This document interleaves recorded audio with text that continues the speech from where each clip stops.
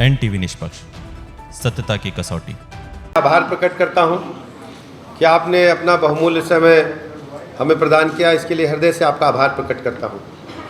प्रथम चरण के नॉमिनेशन के बाद आज द्वितीय चरण का भी नॉमिनेशन का अंतिम दिन पूरा हो गया है।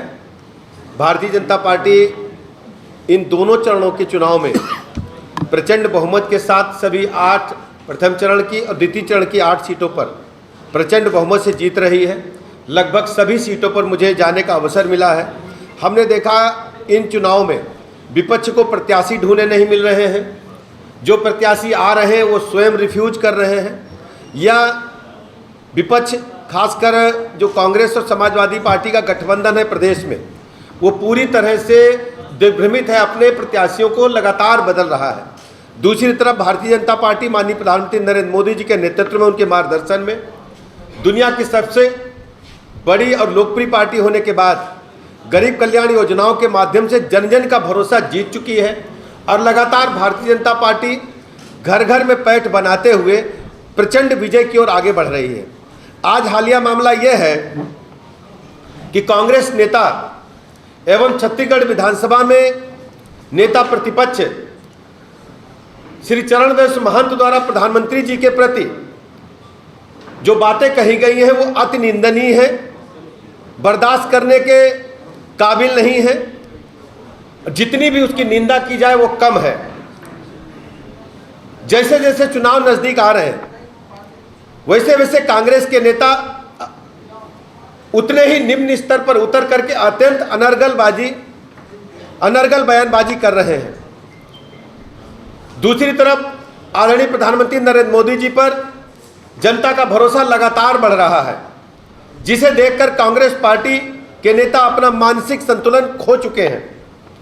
कांग्रेस नेता एवं छत्तीसगढ़ विधानसभा के नेता प्रतिपक्ष चरणदास महंत ने माननीय प्रधानमंत्री श्री नरेंद्र मोदी जी के लिए पुनः घटिया और आपत्तिजनक शब्दों का इस्तेमाल किया है,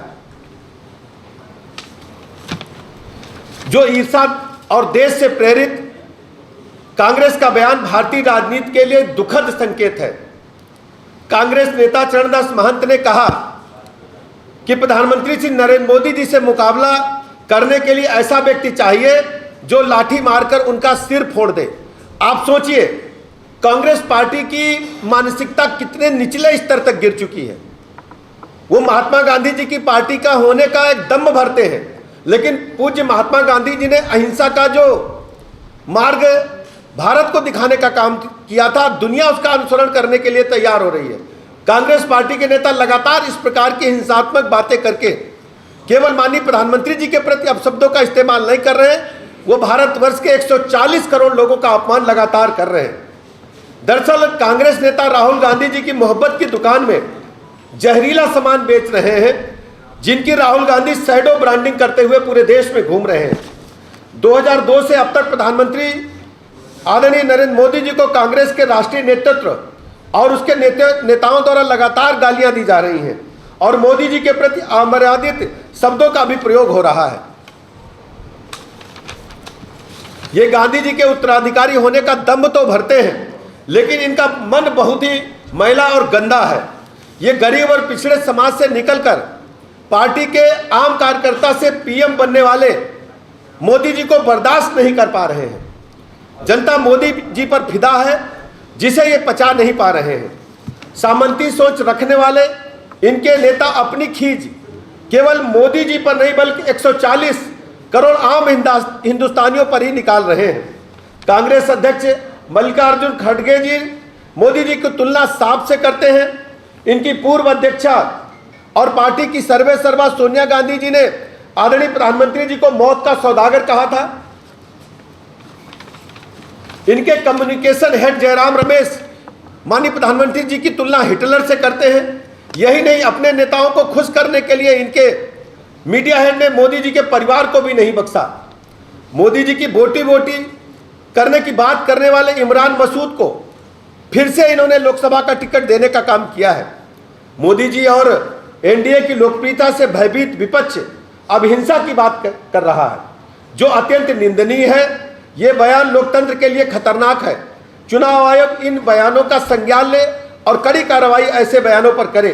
कांग्रेस जितना नीचे गिरेगी, जनता मोदी जी को उतना ही समर्थन और प्रेम देकर उतने ही ऊपर ले जाएगी। अब की बार मोदी जी को जनता 400 सीटों का आशीर्वाद देने का मन बना चुकी है।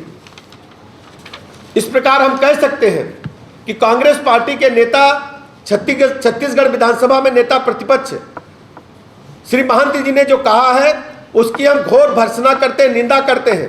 और आने वाले दिनों में हिंदुस्तान के 140 करोड़ वासी इसका मुंहतोड़ जवाब देंगे।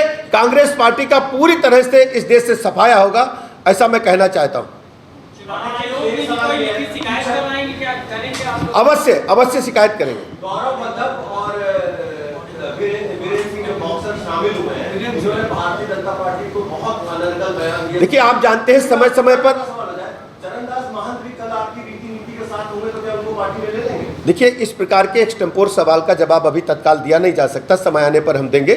लेकिन इस प्रकार के आप देखते हो कि जिनकी विचारधारा विकसित भारत के संकल्प को जो माननीय प्रधानमंत्री जी ने संकल्प ले रखा, उसको पूरा करने में लोग समर्थन दे रहे हैं, आशीर्वाद दे रहे हैं। भारतीय जनता पार्टी ऐसे सभी लोगों के लिए अपने दरवाजे खुले रखती है।